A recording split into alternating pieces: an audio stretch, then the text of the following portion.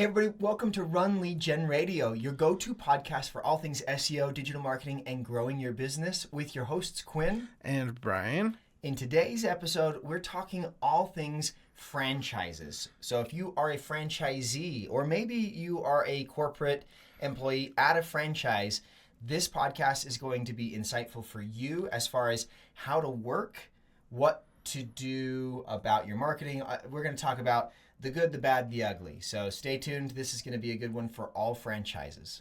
Yeah, and I hope that if there are any franchise and marketing teams that somehow listen to this, that they can maybe learn what kind of roadblocks some of the things they're trying to do can set up for the individual franchise owners, and how that can hurts everybody, really. So that's right. So we work with a handful of franchises and franchisees, and so we've got hands-on experience about what works well, what does not work well, and then you, the business owner, the franchisee out there, we want to give you some red flags to look for, how to maybe navigate those waters a little bit better, get the most out of your franchise, and then of course other options that are available to you. So let's set the stage here.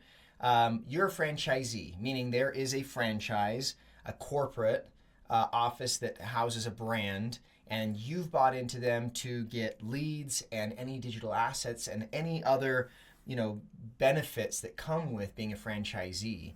And you're several months or maybe even a year or more into it, and you may not be seeing the type of leads or support that you initially hoped for. Now, this is not uncommon. Franchises tend to sell the moon, and then they've got to fulfill at scale as well, and so there's a lot of unknowns for them that they're just trying to get under their belt. And then often they will pair with a big agency, right? And we've talked a lot about the differences of agencies and marketers out there, and that agency also has scaled out too far, and so now they're working with overseas teams as well. So you as the franchisee sometimes just get lost in the minutia of hoops and red flags and red tape and all the things that all these corporations have in place, and you just don't grow and don't see the growth that you expect. Yeah, I feel like a lot of the experience that I've had with franchises thus far is the actual corporate franchise team is more, their marketing team is more worried about growing the brand, maybe to help get more franchisees to buy in and buy a location or buy into the brand, versus supporting the actual individual locations themselves. And it's definitely, there's only so many resources in hours in the day, and so I understand they need to focus on the brand for their job, but when they often then are also overseeing relationships with the marketing of individual franchise owners, it ends up seeming to kind of get pushed aside, or, making it harder for the individual business owners. And so one of the things that I think has been really difficult is just the timetable element, right? So if you are a franchisee, you have your own go-to-market timelines and strategies, and you want to move fast.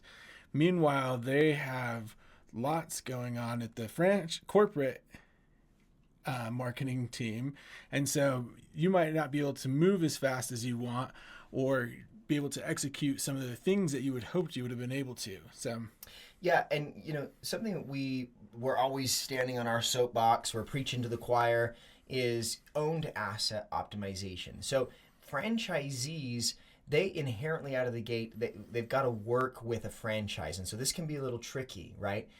In our experience, being that we are an agency that helps franchisees, we have seen a handful of examples where any franchisee that is working with an agency outside the corporate franchise partnership tends to thrive, because they're getting the extra attention, they're getting the extra work, they're getting the holistic approach like we talk about, right? So let's talk through what are the things that franchisees can do as far as marketing in general? What should they be looking for, and kind of help them navigate the waters of the franchise? So what can they do as far as marketing anyway?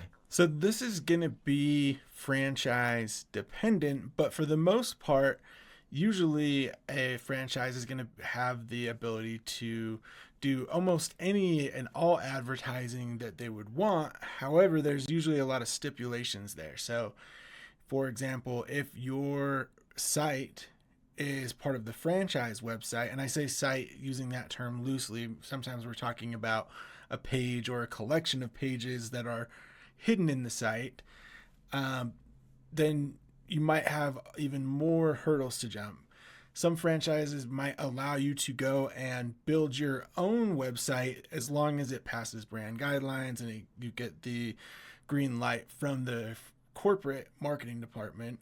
But for the most part, there's usually where there's a will, there's a way, and you can do anything from Facebook, Google Ads, SEO. Really, the sky's the limit. It's just the implementation and the roadblocks that you might come up against that kind of make that relationship a little more strained. Yeah, so I think that's a good segue into kind of the green and red flags to watch out for in a relationship with a franchise. Ultimately, we talk about a holistic marketing strategy, coming to the table, going to market, and meeting the user where they are, right? Whether they're at the top or the bottom of your funnel, whether they're on channel 1 versus channel 2, and then, leveraging all these channels, their strengths, their weaknesses, so that you can have a diversified marketing portfolio. And so something to consider when you enter into a franchise relationship is to talk with the franchise, the corporate office, and get a good feel for what those brand guidelines are. What do those relationships look like? How will they help you go to market in these different ways? And then let's talk through some of the green flags, things that you hear from the franchise that are giving you thumbs up, that this is going to be a positive thing for you, and things that you should watch out for that you really ought to stick to your guns with, or push back on or negotiate on. Yeah, so from the SEO side of things, one of the things I really like to watch out for is for all of the individual franchisees' pages, or let's just call them sites, within the main brand's website, whether or not there's actually a crawlable link path to your location. So when big brands are trying to push their brand and they don't want to share or pass along any of that value, or they're worried about the brand, there might not actually be a crawlable path for your pages to be indexed on the actual site. And so the only chance you might have is something like a index or a sitemap index where you can get listed, but there's no crawlable path. And so because of that, you're working with a set of pages that are orphaned, and so you're kind of on your own as far as taking advantage of the brand's link value. So that's one thing to watch out for, because a lot of franchises will say, here are all of our locations and here's a link to all of them that the search engines can crawl. Right. Yeah, and on the same SEO vein, right?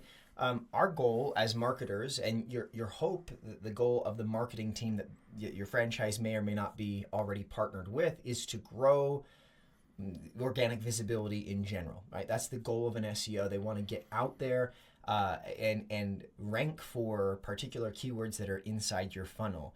So when we get involved with a franchisee, our whole goal is to show up for bottom, middle, and top of funnel queries relevant to your location to funnel those people in and call your phone. So, or convert any other way. So a green flag is when, franchises are saying, great, we'll give you access to certain pages, or you can send us content and we'll put them in a hierarchy by your choosing, so that you're essentially enabled to go after more keywords, more locations that are relevant to your service areas, right? And go after all of the different people that are in the funnel organically. Now, on the other hand, a red flag then is somebody that's saying, look, we don't let you create content. Or today's conversation, a big red flag is, Now the franchise is coming back to the franchisee and saying, hey, you chose to work with an outside agency. We're going to charge you for any additional work they send our way. So now the franchise is not only charging their franchisee to get the franchise relationship, but instead of simply helping them grow like they promised initially, they're gating their ability to grow even further. And the whole reason why we even spoke with this franchisee to begin with is because corporate wasn't moving forward, and he had tried another agency on his own that owned the assets, never gave him his own assets, so he never had equity in his business, and so he just got in a big mess. And now the franchise is gating his growth even further by saying he has to not only pay another outside marketing agency because their agency wasn't working,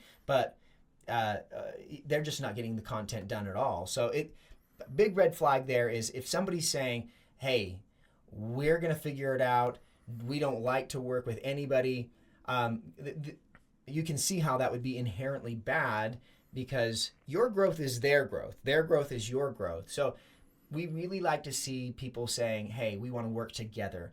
Let's leverage all the efforts together and get on the same page. Because the other problem here is they say, go build your own website. And now we've got conflicting websites and we've got competing content. And that's also not a viable path. It's not a best case scenario. So these are red flags. Watch out for, no, we don't want to work with people. No, we don't want to work on getting more content at a quicker pace. And certainly that you're going to have to pay for any additional work on your behalf to grow you and in turn them. Yeah, it's a really painful experience that particular business owner is going through. Another thing to watch out for is when it comes to Google Ads is where can you send traffic to? So a franchise that's really supporting the franchisees will allow them to send traffic to landing pages. They may provide a subdomain or somewhere that they can really get the most out of their Google Ads traffic and give them the assets they need to track conversions and everything along the way to have a successful Google Ads campaign, versus a franchise that isn't willing to really flex or bend on where content traffic can go and what can be done there. So, and to play devil's advocate for just a second, I do understand if you're trying to oversee a marketing for a website for 50 individual different businesses, that just letting anyone do whatever they want can get really messy and can be out of control. And so I can, for a brief second, understand why they put some of these rules in place. However, if those rules are then gatekeeping,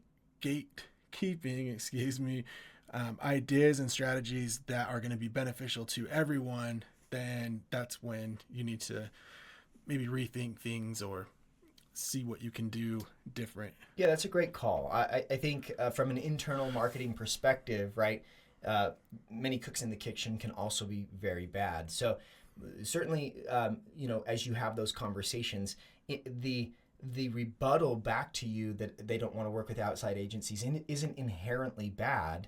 It's that scenario where no work is getting done and you get perpetuated along about work maybe coming, and then somebody comes in who actually can help, right? Because we've talked about different types of marketers out there as well.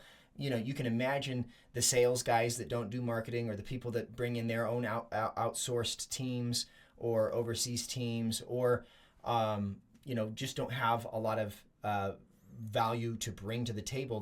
They could be detrimental to a marketing campaign. So not inherently bad that marketing teams or franchises are concerned with partnerships, but really the name of the game is owned asset optimization. That's what we keep talking about over and over again. You're going to build a business, you better be building business equity, unless you don't care about this business to last a long time or be predictable and consistent growth, right? If you want predictable, consistent growth for a sustainable business that's profitable, you need to be considering owned assets. And so if a franchise is owning an asset that is then tied to your business, you need to be very, very much involved with what's being put out there and who's involved in creating that content for you, because that is a big part of where you're going to go as a business, how successful you'll be over time. And so you need to have ownership there and make sure that you navigate that conversation well.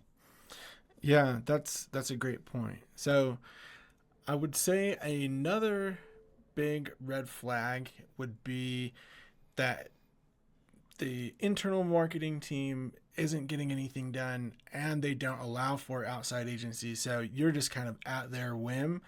That would also be something to really watch out for, because if you can't invest into the digital assets for your business, whether that's in a shared asset like a franchise website or your own, then you're really in a tough spot, because we see that in some of the different industries that are really tightened down, like insurance and things like that, where there's very, very strict rules about what can be done. And so a lot of those companies end up in the boat of having to buy third-party leads because they can't change anything and there's no changes or outside help allowed. And so that is a really tough situation to be in when you're at the whim of now third-party lead providers, as well as what the main franchise might be providing. So. Right.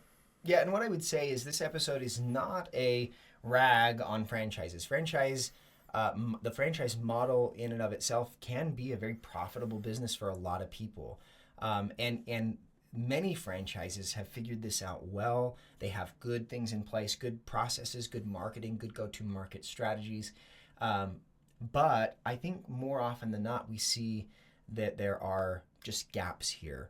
And so be careful, right? Make sure that you're asking poignant questions like, what does our go-to-market strategy look like? What are the assets that are in place? Do I have a say in the type of content that's going out, right? Do I have some sort of equity in this, because I want to make sure I grow, because my growth is your growth. And any franchise that comes back to you with, hey, we're a partner in this, we're helping you, we've got all these resources, and if you decided for whatever reason we weren't working fast enough, we will be happy to work with a local agency pending approval and review, and to make sure we can get this going faster. We will do anything in our power to make sure you're successful.